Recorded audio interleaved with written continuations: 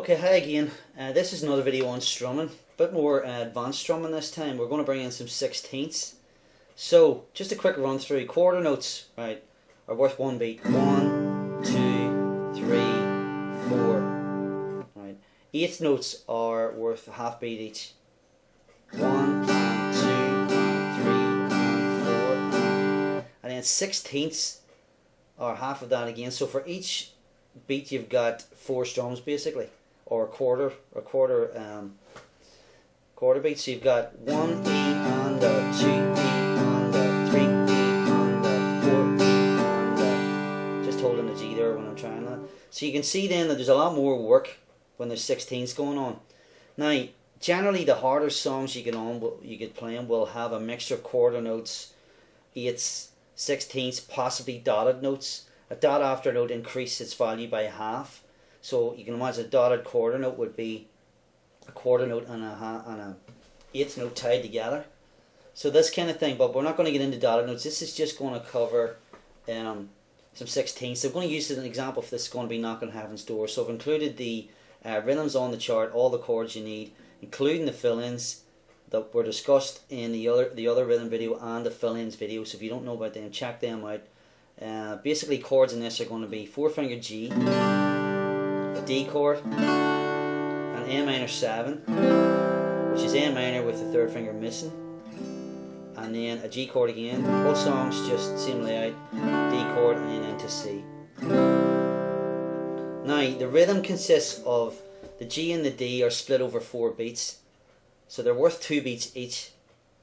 Now there's sixteenths included in this. So we've got a quarter note, an eighth and 2 sixteenths, which is 1, 2 and right, so go through that again. 1, 2 and now that all those 4 strums just added up to 2 beats. 1, 2 and so it goes from a G to a D.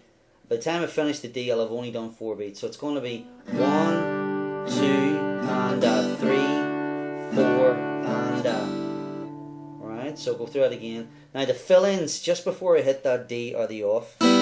So I'm hitting the open strings, and after the D I'm going to go to here and use C/D. C/D again is 1st finger, string 2, fret 1. As you can see that there it is. That's the link to take us into A minor 7. So what we have is 1, 2 and off, 3, 4 and fill in. Counting that in terms of not including the up. 1, 2 and 3, 4 and alright, so each time you're doing the G to the D, it's going to be exactly the same. What changes is what happens on the A minor 7 on the first time round, and then after G, D again on the C. Now I'll go through this slowly. So the A minor 7 section is 1, 2 E and 3. Sorry, 1, 2 E and 3 E and 4 and 1, 2 E and 3 E and 4 and so to play this we've got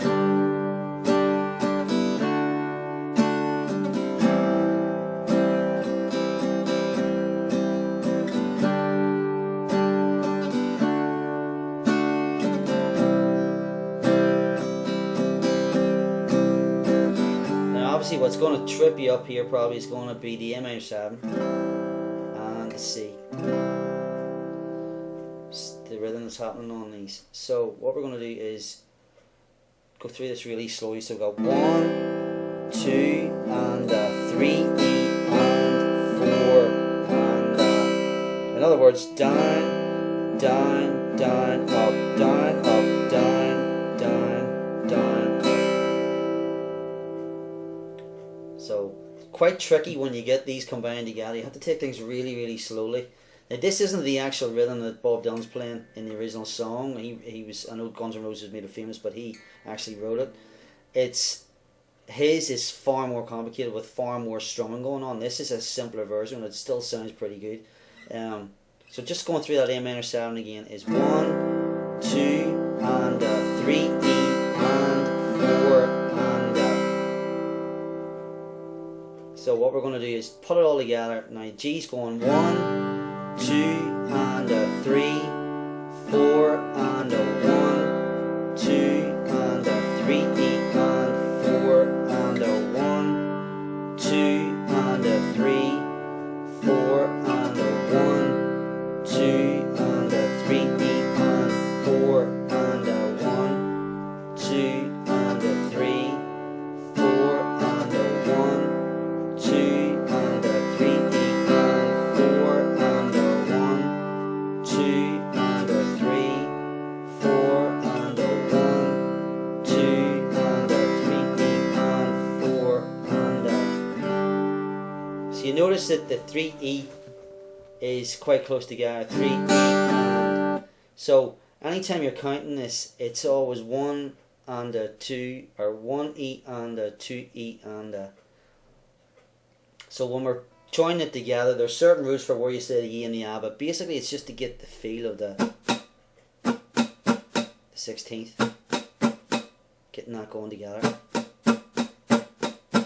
1E and a 2E and a 3E and a 4E and a.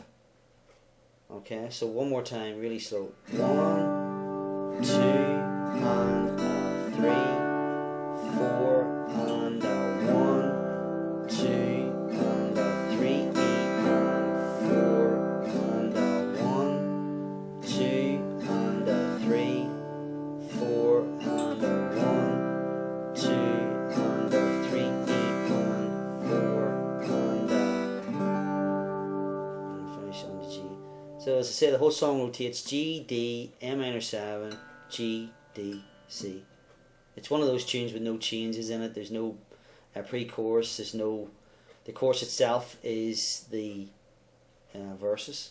It's just he's changed the way he sings it to make it into chorus. So I hope that makes sense. Take your time when you're counting the sheet, and it's just getting used to the sound of sixteenths. When you can combine this stuff, songs like Wonderwall and all that kind of thing would have maybe the Eagles, Take It Easy, all that kind of stuff would have sixteenths and stuff going on. Quite tricky, but really, really useful if you can get the hang of it.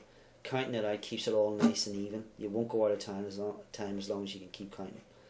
So I hope that all makes sense. You enjoyed that, and hopefully there'll be more strumming and other kinds of videos coming along soon.